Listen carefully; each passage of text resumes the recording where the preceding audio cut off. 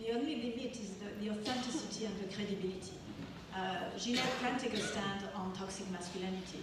Always can talk about what it means like a girl and change the meaning of the phrase. But you know, P&G cannot say that we are going to end hunger because we are not in the food business, and we could not do that authentically and meaningfully.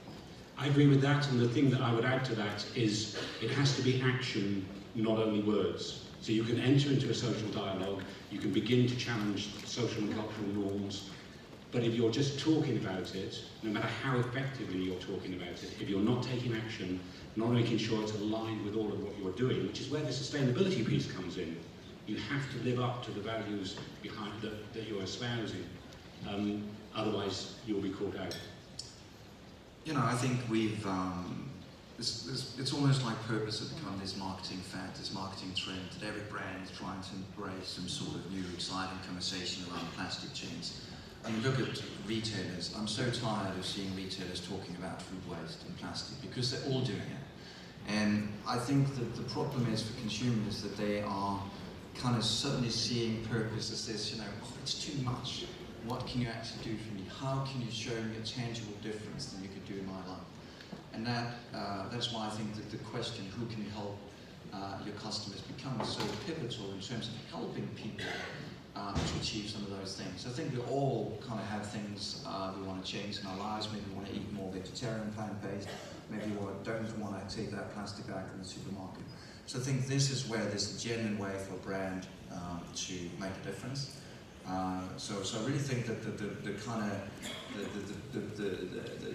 best outcome for any brand, the greatest achievement, is really to get people to change their behaviors and minds. And I think that's what brands should aspire to. So making your customers the hero rather than pretending that your brand is the hero, because that's the old approach. But the markets and the customers are never the same everywhere in the world. So how do you adapt your CSR goals to each market, to each need? Is it the idea of a global CSR perspective actually by definition false? How do you achieve global scale with particular clients? Sustainability issues are very similar across different regions. I mean, all our studies say that. The manifestation can be somewhat different, but when we ask people, when you purchase one of our product categories, what are the considerations that you take in mind in your purchase decision?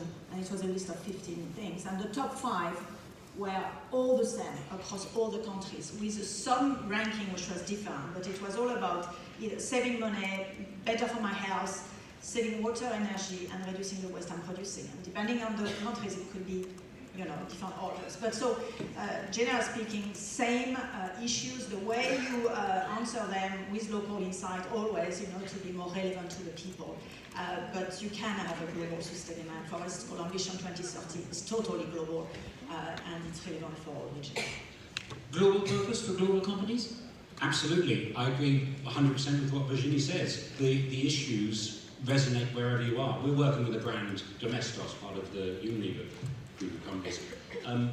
They wanted to take action on water and sanitation. What that means in India is hugely different from what it means in Western Europe. But they are taking action in both those markets in a meaningful way that is addressing social need, so it can be done. You want to make consumers the hero. Consumers are never the same everywhere. So can we have global purpose or global strategies for individual consumers? I think it's about creating platforms for change, and when you look at people's lives and the role that you can play in people's lives, I think there's many examples of how you can do that. I think the challenge is that if you are in an FMCG category, if you are domestics, there's so many other competing brands. And so if you look at that list of societal and environmental challenges, most of them are the same.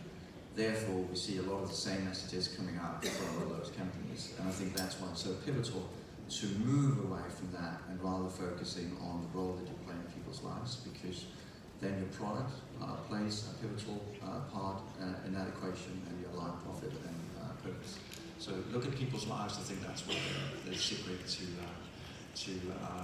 building strong, purposeful brands lies. Well, it seems that we actually have three faces of even the same problem. And although you seem to disagree, I sort of have a hint that we are on the right track together. Thank you very much for being a part of this panel. Thank you.